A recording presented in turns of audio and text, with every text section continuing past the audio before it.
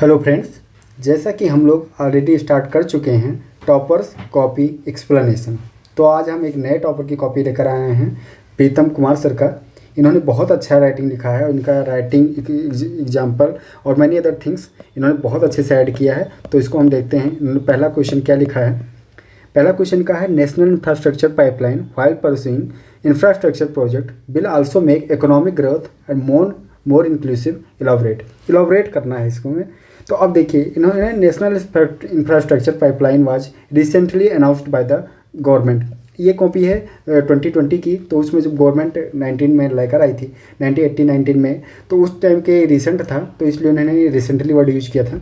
with the aim of the investing the 1.102 trillion in the next 5 year. 5 year जो इसका target M बनाया गया था 102 ट्रिलियन का, तो उन्होंने ये इंट्रोडक्शन में डाला है। अब हमें इनको बॉडी की बात करते हैं। इंफ्रास्ट्रक्चर प्रोजेक्ट था क्या, इन्होंने अगर ये सर यहाँ पर साइड हेडिंग यूज करते तो और अच्छा होता, बट इन्होंने तो जनरल लाइन लिखा है। अच्छा है, चलो देखते हैं। With the aim of the 5 trillion economy focus in the energy sector. अब ये जो 5 ट्रिलियन इकोनॉमी की जो इंडिया के अभी भी एम बना है, उसमें किस सेक्टर पे वो फोकस करना है, वो है एक एनर्जी सेक्टर, रोड और इंफ्रास्ट्रक्चर, रोड हाईवेज पर और एनर्जी सेक्टर। यानी कि दो पॉइंट पर हमको ज़्यादा फोकस करनी है, एक तो एनर्जी पर और दूसरा का रोड हाईवे पर। दूसरा पॉइंट ये लिखते हैं कि other sector include the urban infrastructure करना है, रूरल इंफ्रास्ट्रक्चर भी करना है, irrigation, social infrastructure, communication and the railway. तो ये कुछ मेजर सेक्टर हैं जिस पर हमको इंफ्रास्ट्रक्चर डेवलपमेंट करना है, जिससे हम कि हमारा जो 5 ट्रिलियन एम है इकोनॉमी अचीव करने का, वो अचीव कर पाएंगे। दूसरा क्या है, इंक्लूसिविटी क्या है कि rural infrastructure will cater the poorest like the drinking water, electricity. तो ये चीज़ें हमारे पास प्रॉब्लम क्या है, rural infrastructure will not will cater to the poorest like drinking water, electricity. Irrigation की अगर बात करें, it will be the empowerment the farmer and achieve aim to doubling their income in 2022। तो इस तरह से अगर हम इसको इंफ्रास्ट्रक्चर, इरीगेशन को हम इंफ्रास्ट्रक्चर में अच्छे से ऐड करेंगे, तो क्या होगा कि जो इनकम होगी फार्मर की, वो दुगनी हो जाएगी। जो हमारा एम है अभी तो अचीव नहीं हो पाई है, बट जो फार्मर की इनकम है वो हम डबल कर पाएंगे अगर हम इस तरह से इंफ्रास्ट्रक्चर करते हैं। सोशल इंफ्रास्ट्रक्चर की बात करें, सोशल में इन्होंने कहा कि एजुकेशन को हमको ठीक करना है, हेल्थ केयर को ठीक करना है, क्योंकि अभी जो PSC हैं, CSC हैं, बहुत सारे जो मेडिसिन वगैरह नहीं है या प्रॉपर इक्विपमेंट नहीं है, डॉक्टर्स की कमी है, नर्स की कमी है। तो ये बोल रहे हैं कि हम ये हेल्थ केयर को भी सही करेंगे। ट्रांसपोर्ट की कनेक्टिविटी, अभी जो हमारा जो डिस्ट्रिक्ट टू स्टेट कैपिटल है, वहाँ कनेक्टिविटी बहुत सारे डिस्ट्रिक्ट हैं जो पर्टिकुलर शहर के, पर्टिकुलर स्टेट के, एज लाइक द बिहार या नॉर्थ ईस्ट स्टेट, तो वहाँ जो कनेक्टिविटी है कैपिटल से और डायरेक्ट डिस्ट्रिक्ट का, वो नहीं है। तो वो कनेक्टिविटी हम इससे कर सकते हैं, will available for the vulnerable. तो ये सब चीज़ें हमारे पास कुछ हैं। कम्युनिकेशन में हम क्या बात करेंगे, governance to the remotest area of the citizen. तो ये हमको रिमोटेस्ट, बहुत सारे रिमोट एरिया पर भी अभी कम्युनिकेशन उतना अच्छे से डेवलप नहीं हो पाया, तो वहाँ हम चीज़ें इम्प्रूवमेंट करने की जगह हैं। The government must ensure the private participation in the meeting to target the national infrastructure pipeline. तो जो एक मॉडल पे PPP मॉडल जो है, उससे क्या होता है, हम एक अच्छा से बना सकते हैं, क्योंकि भी हमारे पास फंड की कमी होती है, GDP उतनी अच्छी है नहीं जिससे हम इतना डेवलप कर पाएँ। तो इसलिए PPP मॉडल लाया गया है, जिससे क्या होगा, इंफ्रास्ट्रक्चर हम अपने टाइम लिमिट में कंप्लीट कर पाएंगे। तो इन सर ने, अगर इसमें हम थोड़ा सा और वर्ड यूज करें कि कंक्लूजन में अगर कुछ हम सजेस्टिव वर्ड यूज करें, solution word oriented word use करें, अगर गवर्नमेंट की कोई स्कीम है अगर हम उसको ऐड करते हैं, तो हमारा एक आंसर जो कंक्लूजन होता है वो मोर अच्छा बन जाता है। क्योंकि इंट्रो और कंक्लूजन को ही देखकर एग्जामिनर मोस्टली हमारे क्वेश्चन को जज करते हैं कि कितने मार्क्स दिया जाएगा।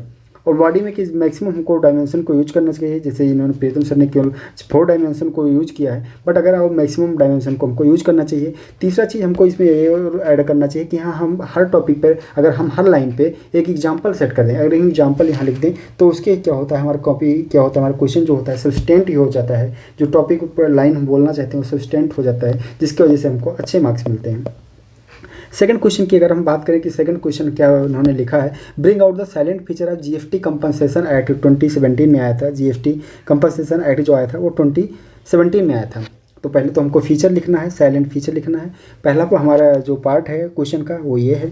सेकंड पार्ट हमारे पास क्या है, डिस्कस करना है इसके बारे में, issue between the centre and state GST compensation. अब इसमें क्या होता है, वर्टिकल और हॉरिजॉन्टल जो हमारा जीएसटी होता है कंपनसेशन जो डिवाइड होता है, उसमें क्या होकर प्रॉब्लम क्रिएट हो रही है, तो उसको हम कैसे सही कर सकते हैं, हम क्या क्या इश्यूज हैं और हम कैसे रिफॉर्म कर सकते हैं। इसमें 3 डायमेंशन है क्वेश्चन के, तो हम देखते हैं इन्होंने सर ने क्या लिखा है।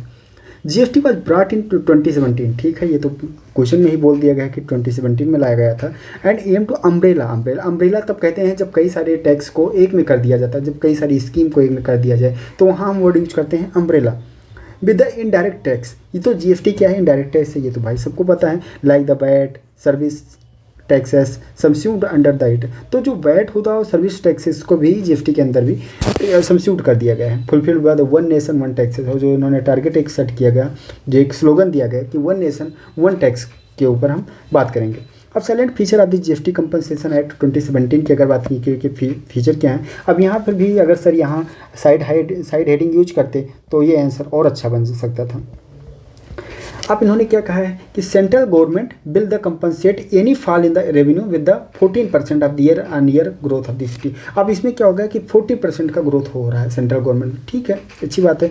A cess in the levied on the luxury and the sin goods for the paying the compensation. अब यहाँ क्या है कि लग्जरी गुड्स पे, सिंस पे, इस पर सबसे क्या हो जाए, जीएसटी मिल रही है। Compensation only for the issue arising due to the implementation of GST. अब ये जीएसटी में तो सबको सही है, बट इन्होंने कह रहे हैं कि केवल जीएसटी को इम्प्लीमेंटेशन में ही प्रॉब्लम हो रही है। जीएसटी अच्छी बात है, जीएसटी का कॉन्सेप्ट बहुत अच्छा है, बट वहाँ इम्प्लीमेंटेशन नहीं हो पा रही, इसकी वजह से क्या हो रहा है, इशू जनरेट हो रहे हैं। अब इशू क्या है बिटवीन द सेंटर और स्टेट के वे में, कहाँ पर कॉन्फ्लिक्ट शुरू हो जाती है। तो recently shortfall in the revenue due to the कोविड-19 cause rift between the centre and state. अब इसमें शॉर्टफॉल हुआ, इसमें क्या हुआ रेवेन्यू का, क्योंकि क्या हुआ कि कुछ चीज़ें जो है जो सेंटर से या स्टेट के अंडर में आती है जो बाहर कर दिया गया, जैसे पेट्रोल को जीएसटी में हम इंक्लूड नहीं कर सकते हैं। कोविड-19 में बहुत सारी क्या हुआ कि जो स्टेट का जो अचीविंग टारगेट था वो कंप्लीट नहीं हो पाया, तो ये सब चीज़ें तो उन्होंने सेंटर से डिमांड करना शुरू कर दिया, तो यहाँ एक प्रॉब्लम क्रिएट हो गया। Centre claim to the compensation only for the loss due to GST implementation. अब सेंटर ने क्या कह रहा है कि हम कंपनसेशन तभी देंगे जब आपका लॉस होगा जीएसटी इंप्लीमेंटेशन में एंड नॉट कोविड। तो कोविड में ऐसा नहीं कि कोविड एक ट्रेजेडी आई और इसमें कोई एक पैंडेमिक आई तो उसको हम क्या करते हैं कि हम उसमें देंगे। जब कोई आप जीएसटी को इम्प्लीमेंट नहीं कर पाओगे अच्छे से और उसमें जो आपका लॉस होगा स्टेट को बोला, तब हम आपको कंपनसेशन देंगे। थर्ड पॉइंट इन्होंने बोला है कि state want to compensation for all. State ने कहा कि हम कंपनसेशन अगर देना हो तो सबको देंगे, किसी पर्टिकुलर एक स्टेट को नहीं देंगे। अब issue over the who will borrow the pay and the compensation. आप बोल रहे हैं कि कौन बारो करेगा और उसका पेमेंट जो होगा रिटर्न होगा कंपनसेशन का कौन करेगा। वे फॉरवर्ड में सर लिखते हैं कि reach the consensus with all the state to promote spirit of for the cooperative federalism.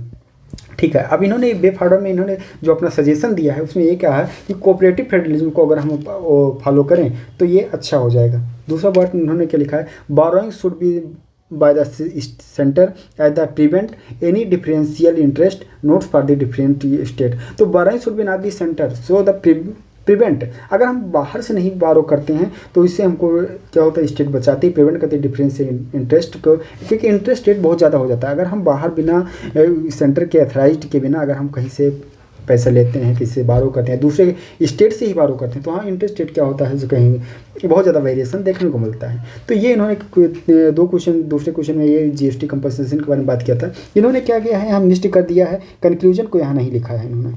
तो कंक्लूजन नहीं लिखने से क्या हो जाता है, हमारे लगभग 1 मार्क्स या हाफ मार्क्स यहाँ हमारे रिड्यूस हो सकते हैं। तो हमको ये याद रखना है कि यहाँ हमको कंक्लूजन सर जोड़ देते तो ये आंसर और अच्छा हो जाता है। थर्ड पॉइंट की अगर हम बात करें कि थर्ड क्वेश्चन इन्होंने क्या लिखा है कि differentiate between zoonotic and epizootic disease. अब ये जूनोटिक क्या होता है और इपीजोनोटिक क्या होता है, ये 2 डिजीज के बारे में हम लोग डिस्कस करेंगे। इलोबरेट करना है विद द वेरियस पॉलिसीज भी क्या गवर्नमेंट इनके क्या अंडरटेकिंग की है for the government to meet challenges भी हमको लिखना है to domesticated animal of India.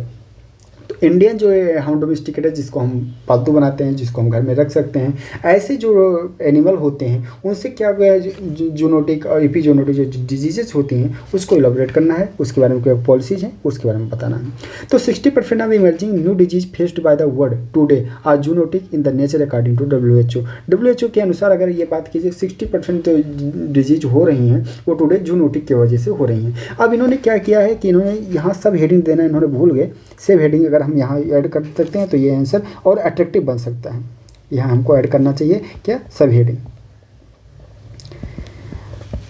Then explain करना चाहिए। अब इन्होंने क्या किया है कि जूनोटिक और इपीजूनोटिक क्या होता है। अब जूनोटिक में इन्होंने कहा कि they have potential to the transmit between the animal and human. अब एनिमल और ह्यूमन से जूनोटिक मतलब, जू मतलब क्या होता है एनिमल, और नोटिंग मतलब होता है डिजीज। तो जो वो डिजीज जो एनिमल के या ह्यूमन की वजह से फैलता है उसे हम जूनोटिक डिजीज बोलते हैं। जैसे स्विन फ्लू होता है, move to dangerous for the human, और ये क्या होता है ह्यूमन फ्लू डेंजरस तो होता ही है, ठीक है।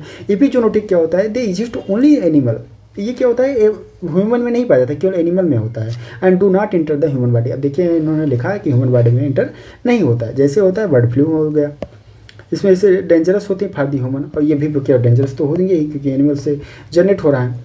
अब पॉलिसीज बाय द गवर्नमेंट, अब गवर्नमेंट ने क्या पॉलिसीज लाई है इस डिजीज पे, तो वैक्सीनेशन ऑफ द एनिमल का वैक्सीनेशन किया जाता है for the foot and mouth disease. ये बहुत ज़्यादा डोमिनेंट होते हैं बिहार में, बिहार एरिया में ये डिजीज बहुत डोमिनेंट है फॉर द एनिमल के लिए। ब्रुसलेस इन द काउच, अब काउच में भी हो जाती है, कर्लिंग हो जाती है in the case of the line निफा वायरस। निफा वायरस कहाँ पे होता है, जहाँ मोस्ट डोमिनेंट है केरला वगैरह में। Bird flu, there is the mass culling to the animal like the pigs and hens. अब ये जो होता है ये कहाँ होता है कि पिग्स से होता है और हैंस से होता है, जो निफा virus and many other bird flu वगैरह होते हैं। मोस्टली जहाँ कहाँ से जनरेट होते हैं वो पिग्स से होते हैं और हैंस से होते हैं। Modernisation of the abattoirs to the ensure the हाइंस and the healthy practice in the them.